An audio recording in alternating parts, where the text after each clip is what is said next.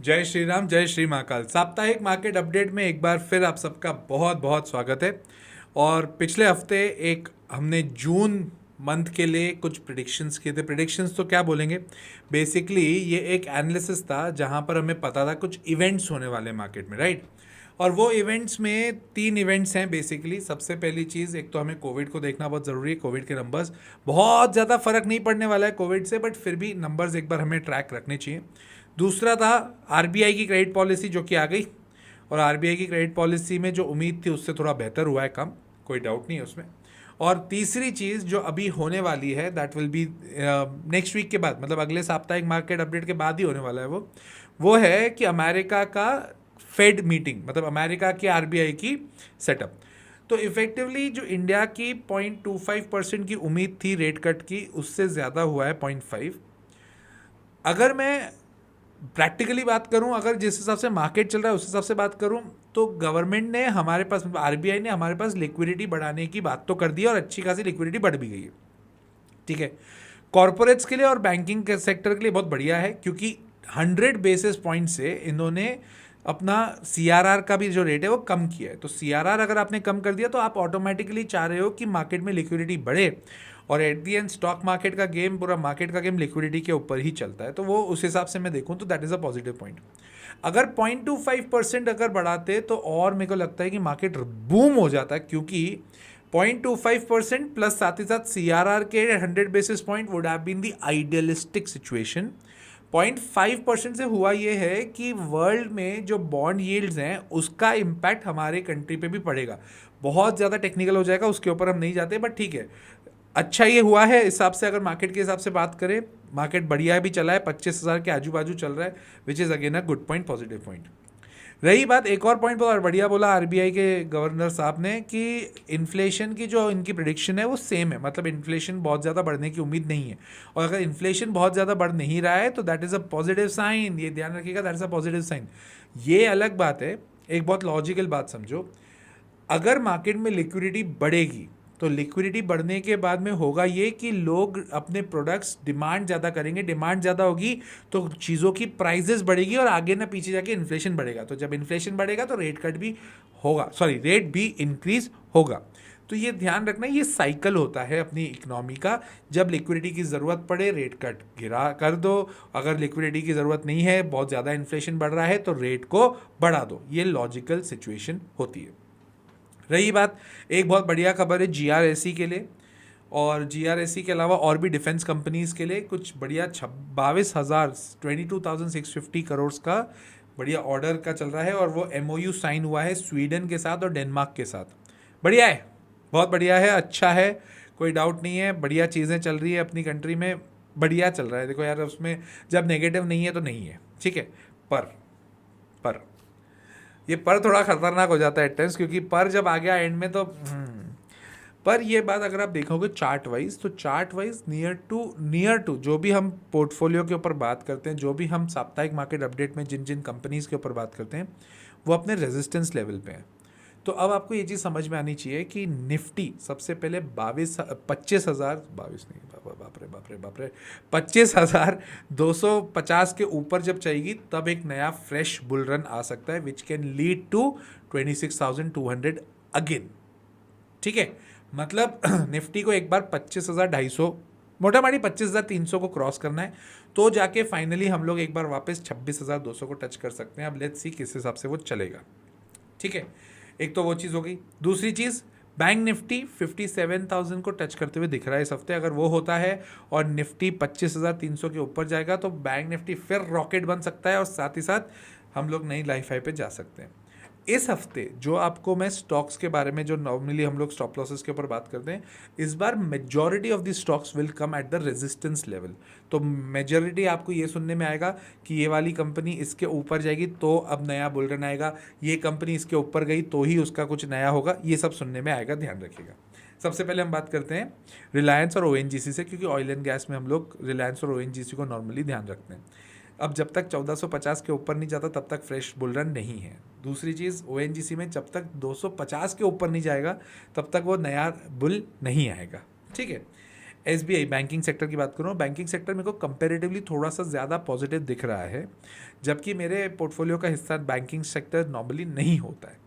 तो banking sector में SBI जब तक 825 को क्रॉस करके नहीं जाएगा तब तक फ्रेश बुल रन नहीं आएगा, मतलब अब रेजिस्टेंस पे है सारी चीज़ें, ठीक है। दूसरी चीज़ इज कि HDFC जैसा चल रहा है चलने दो, फालतू की चीज़ों में दिमाग नहीं लगाना है, बढ़िया चल रहा है चलने दो, फालतू मगजमारी मत करिएगा। रही बात ICICI, जब तक 1470 1470 को क्रॉस करके नहीं जाएगा तब तक फ्रेश बुल रन नहीं है। TCS जब तक 3600 के ऊपर नहीं जाएगा तब तक फ्रेश बुल रन नहीं है। इन्फोसिस जब तक 1600 के ऊपर नहीं जाएगा तब तक फ्रेश बुल रन नहीं है। प्लीज़ इसको समझिए, अब सब रेजिस्टेंस पे है, सपोर्ट नीचे है, काफ़ी रेजिस्टेंस पे है, तो जब तक ये वाला लेवल क्रॉस करके ऊपर नहीं जाएगा तो यार तब तक आपके लिए वेट करना ज़रूरी पड़ जाएगा, राइट। इसके अलावा टाटा पावर सेक्टर पे आ जाए। पावर सेक्टर में जब तक टाटा पावर 410 के ऊपर नहीं जाता तब तक एकदम फ्रेश तेज़ी नहीं है। अदानी पावर वैसे मैं काफ़ी दिन से अवॉइड ही कर रहा हूँ because of the news and all. News जब तक चलती है किसी कंपनी में मेरे को थोड़ा कंफर्टेबल नहीं लगता। अदानी पावर फिर भी 575 के ऊपर जब तक नहीं जाता तब तक फ्रेश बुल रन नहीं है। हिंद कॉपर के लिए बहुत लोगों ने मेरे को बोला था, हिंद कॉपर देखो यार मैंने तो रखा हुआ है, ठीक है, और मैं रखूँगा अगले 5 साल तक का मेरा विजन तो है, क्योंकि हिंद कॉपर जिस हिसाब से चल रही है उस हिसाब से बढ़िया है, मेरे को तो कोई दिक्कत नहीं दिख रही। रही बात नेक्स्ट NHPC, जब तक 93 के ऊपर अब जब तक क्रॉस नहीं करता तब तक वो 102 वाला जो रेजिस्टेंस है तब तक वहाँ तक नहीं जाएगा। NTPC 370 के ऊपर जाएगा तो तेज़ होगा। NTPC ग्रीन जब तक 120 के ऊपर नहीं जाता तब तक इसके बारे में मत सोचो, 120 के ऊपर जाना इसका अनिवार्य है तो ही कुछ नया बुल रन आएगा, ठीक है। तो ये हो गया पावर सेक्टर। स्विगी का सपोर्ट इज़ 295 के ऊपर जाएगा तो बढ़िया।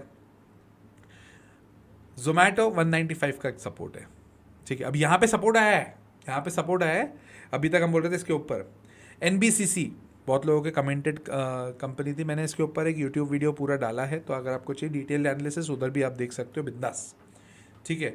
NBCC जब तक 130 को क्रॉस नहीं करेगा तब तक नया फ्रेश रन नहीं आएगा, बट NBCC में मेरे को लगता है सबने अपना पैसा डबल नियर टू कर दिया है, तो first of all congratulation for that, ठीक है।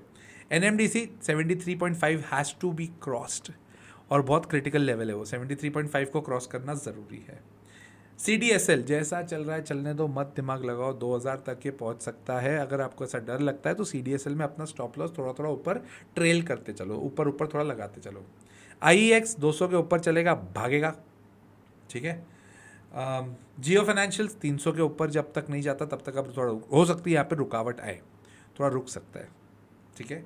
बट क्या रन दिया है ना यार इसने भी अच्छा रिटर्न दिया है। फिर अगला रिलायंस पावर, मैंने इसके ऊपर डिटेल वीडियो डाला है यूट्यूब पे, उसको देख लीजिएगा। और सपोर्ट अब इसका आखिरी, अब ट्रेल कर दो स्टॉप लॉस 56 के नीचे जाएगा तो ये वीक हो सकता है, अगर भगवान जाने अगले इस हफ्ते कहाँ जाता है भगवान जाने, ठीक है। वारी अब जब तक 3070 के ऊपर नहीं चलेगा वारी बहुत स्ट्रांग नहीं होगा। ओला 46 का स्टॉप लॉस है, 46 को टूटा तो और टूट सकता है, तो थोड़ा ध्यान रखिएगा। अब आ जाए डिफेंस पे, Mazagon dock 3750 has to cross Mazagon dock, then only the fresh bull run will be there. पूरे साप्ताहिक मार्केट अपडेट में एक चीज़ आपने नोट करी होगी, मैं सिर्फ स्पेसिफिकली ये बोल रहा हूँ कि इसके ऊपर जाएगा तो, क्योंकि अब रेजिस्टेंस पे है। टेक्निकल एनालिसिस अगर आप समझते हैं तो एक रेजिस्टेंस लेवल होता है, एक सपोर्ट होता है। रेजिस्टेंस अपर लेवल होता है, सपोर्ट नीचे होता है। सपोर्ट को नीचे तोड़ के गया तो और नीचे जा सकता है, रेजिस्टेंस के ऊपर तोड़ के गया तो और ऊपर जा सकता है, ठीक है। तो ध्यान रखिएगा इसको। भारत इलेक्ट्रॉनिक्स यार 395 के ऊपर इस हफ्ते क्लोजिंग मिल जाती ना, मज़ा आ जाता। तो अब 395 के ऊपर क्लोजिंग चाहिए, मोटा माटी 400 के ऊपर मिल जाए तो मज़ा आएगा। Next is GRSE, now the support is 2833 GRSE। Cochin shipyard जब तक 2450 को क्रॉस नहीं करेगा तब तक फ्रेश रन नहीं है। BDL जब तक 2000 के ऊपर जब तक नहीं जाता है तब तक नहीं है। रही बात HAL 4750 का स्टॉप लॉस, मैं तो नहीं लगा रहा हूँ इसमें स्टॉप लॉस, मैं इसको लंबे समय तक होल्ड करूँगा, जितना जब तक मोदी जी हैं तब तक होल्ड करूँगा, तब तक है। इरकॉन 230 के ऊपर स्ट्रांग होगा। IRFC 120 का सपोर्ट है। RVNL 450 के ऊपर जब जाएगा तब देखेंगे, अदरवाइज कोई दिक्कत नहीं है। अमर अकबर एंथनी जिसके ऊपर मैंने अभी पिछले 2 दिन में वीडियोस डाले हैं यूट्यूब पे भी, PFC 380 का सपोर्ट है। REC 360 का सपोर्ट है। ये नॉर्मली आजू बाजू में ही दिखते हैं, और IREDA 150 पे, ठीक है। तो ध्यान रखिएगा कि हमें जो भी ट्रेड्स लेने हैं, अगर आप ले रहे हो तो ये बाइंग सेलिंग रिकमेंडेशन के हिसाब से मत दिखेगा, बट इसको लेवल वाइज समझिए कि जहाँ पर लेवल आपके टूटे तो आपको वहाँ पे सतर्क होना ज़रूरी है, और अगर ऊपर तरफ टूटे तो और we can just trail the stop loss above, ऊपर ऊपर ले जा सकते हैं। ठीक है, तो मिलते हैं नेक्स्ट वीक। ठीक है, सुजलॉन के ऊपर वैसे भी बहुत लोगों ने मेरे को बोला था सुजलॉन चलने दो यार, कोई दिक्कत नहीं, चलने दो कोई दिक्कत नहीं। ठीक है, BSC अगेन सेम चलने दीजिए जब तक NSC नहीं आता। NSC के ऊपर मैं एक डिटेल्ड एनालिसिस वीडियो डालने वाला हूँ वेरी शॉर्टली, तो उसके ऊपर वो विजन रखिएगा NSC का भी, उस पर उसके ऊपर बहुत डिटेल में बात करेंगे, BSC की भी चर्चा उसमें होगी। ठीक है, तो इस हफ्ते ध्यान रखिएगा, मार्केट अगर बूम करे तो 25,250 के ऊपर जब तक नहीं जाती निफ्टी तब तक एक बहुत क्रिटिकल लेवल है उसका, ध्यान रखिएगा उस लेवल के ऊपर। टिल देन, जय श्री राम, जय श्री महाकाल।